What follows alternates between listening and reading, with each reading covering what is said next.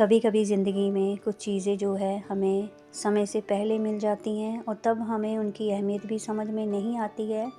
और कभी कभी कुछ चीज़ें समय के बाद मिलती हैं, जब बहुत देर हो चुकी होती है तब हमें होता है कि अब तो समय भी हमारे पास कम है और हमें जो मिला है काश ये पहले मिल जाता। तो ऐसे उतार चढ़ाव जो है ज़िंदगी में आते रहते हैं। बहुत सारी ऐसी चीज़ें ज़िंदगी में होती हैं जिससे हमें एहसास होता है कि काश ये थोड़ा और पहले मिल गया होता तो कितना अच्छा होता। तो चलिए स्टार्ट करते हैं आज की वीडियो। तो आज का जो हमारा केक है वो हाफ़ केजी का है। प्रॉपर मुझे शायद ये हाफ़ केजी से ज़्यादा का था। मुझे इसका प्रॉपर वेट याद ही नहीं है कि मैंने इसका वेट कितना रखा था। शायद ये 2 पाउंड से कम का है या 2 पाउंड का ही है। तो यहाँ पर मैंने इसका फ़ाइनल वेट भी नहीं किया है। तो जो केक था हमारा वो चॉकलेट फ्लेवर में होने वाला था। तो इसको जो है मैंने 2 केक टिन में बेक किया था और हाफ़ कर लिया था। मैंने जो है हमारा प्रीमिक्स उसको हाफ़ करके मैंने 2 बार करके इसको बेक कर लिया था।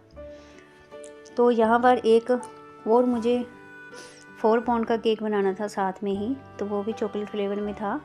तो उसकी वीडियो भी मैं जल्द शेयर करूँगी। तो यहाँ पर इसको मैं डीमोल्ड कर रही थी क्योंकि ये रात में ही मैंने बेक करके रखे थे और मॉर्निंग में मैंने इसे डीमोल्ड किया है। और कभी कभी कुछ डिज़ाइन होते हैं उनको बनाने में आसान होते हैं, सिंपल होते हैं, बट पता नहीं क्या है, कभी कभी शायद काम की तरफ ध्यान नहीं होता तो बहुत देर लगती है उनको बनने में।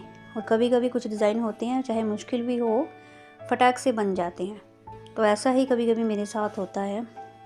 तो यहाँ पर जो दोनों हमारी स्पॉन्जेस थी मैंने उसको 2-2 पार्ट में कट कर लिया था और यहाँ पर हम टोटल इसके 4 पार्ट जो है रखे हैं हमने।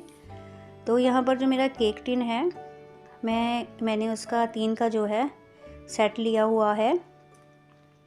तो मेरे पास पहले भी वो था तो उसी का जो है मैंने दोबारा ऑर्डर किया है।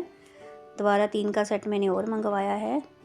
बट दोबारा पैसे खर्च करने के बाद मुझे रियलाइज़ हुआ कि ये हमारे केक टिन है बिल्कुल ठीक नहीं है, क्योंकि मैं आगे इसका बताती हूँ कि क्या फ़ॉल्ट है इन केक टिन्स में।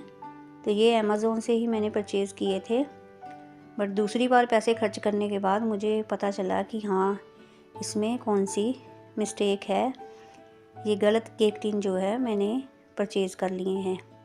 तो यहाँ पर स्पॉन्ज जो है मैं उसकी सोकिंग बहुत कम कर रही हूँ। अब मैं जो है स्पॉन्ज की सोकिंग बहुत कम करती हूँ ताकि जो हमारा स्पॉन्ज है फिर उसके टूटने का ज़्यादा डर रहता है।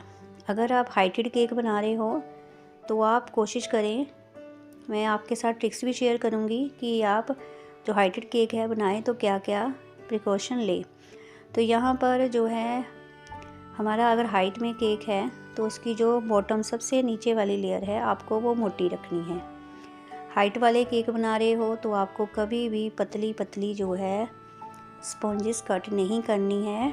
पहले बहुत सारे जो यूट्यूब पे वीडियोस में देखती थी तो उसमें अक्सर ऐसे बोलते थे कि जितनी हमारी स्पॉन्ज की लेयर मोटी है उतनी ही क्रीम होनी चाहिए। तो मैं भी इसी थ्योरी पर काफ़ी देर से काम कर रही थी, बट मुझे अब रियलाइज़ हुआ कि जो हमारी क्रीम की लेयर है वो स्पॉन्ज की लेयर से बहुत पतली होनी चाहिए। सिर्फ जस्ट इतना कि हमें हमारी स्पॉन्जेस की जो है लेयर्स वो अच्छे से स्टिक हो जाए, हमें उतना ही जो है क्रीम लेयरिंग में यूज़ करना है। जब आप फाइनल आइसिंग कर रहे हो उसमें आप अपने वेट के अकॉर्डिंग जो है क्रीम ऐड कर सकते हो। तो यहाँ पर लेयरिंग में ख़ास करके जो बॉटम की लेयर्स है उसमें आप कोशिश करें कि आप कम क्रीम का ही यूज़ करें। तो अगर आप मूस केक बना रहे हो, डच केक बना रहे हो, यानी कि आप क्रीम में गनाश ऐड कर रहे हो, तो अब थोड़ी टेंशन कम रहती है अगर क्रीम एक्स्ट्रा भी हो जाए, क्योंकि ये जल्दी से जो है स्टिक हो जाते हैं, जल्दी से जो हमारा केक है सेट हो जाता है। तो इसमें कम ही टेंशन रहती है।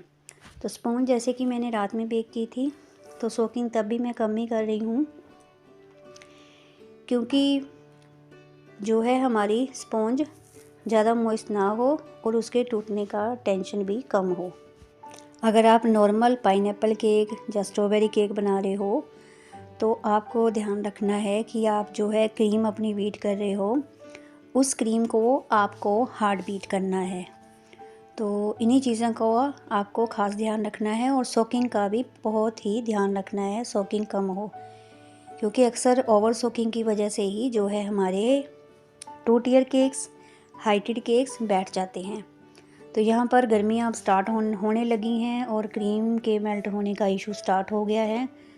तो भी मेरे को पहले से ही टेंशन हो रही है कि आगे जो ऑर्डर आने वाले हैं तो उनको कैसे हैंडल करेंगे, क्योंकि कस्टमर को पता होता है कि ये फ्रेश केक बेक करते हैं। तो ज़्यादातर जो लोग हैं, ज़्यादातर कस्टमर है वो हमेशा ही ऑन द स्पॉट ही, ऑन द टाइम ही हमें जो है ऑर्डर प्लेस करते हैं कि हमें शाम को चाहिए, आप बना दो, ठीक है।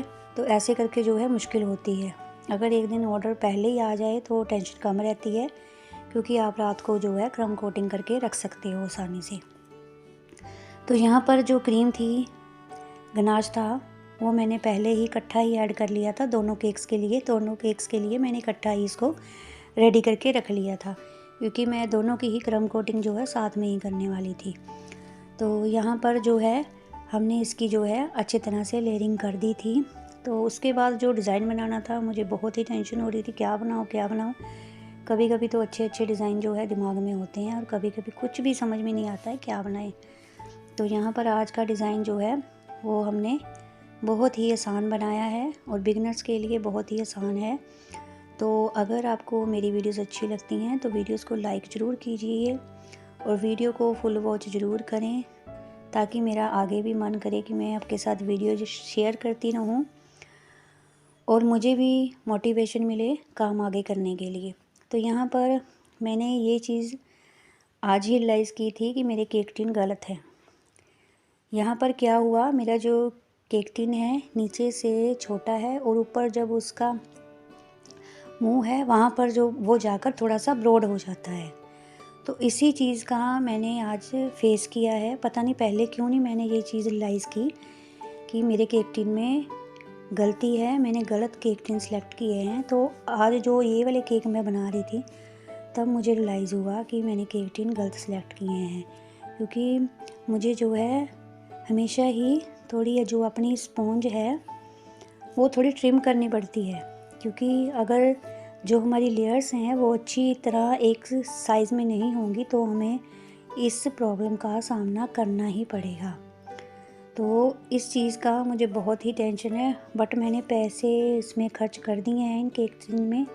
तो मुझे समझ नहीं आता भी अब मैं क्या करूं, क्योंकि जो ये वाला होम बेकर का काम है इसमें इनकम तो बहुत कम है बट खर्चा बहुत ज़्यादा है।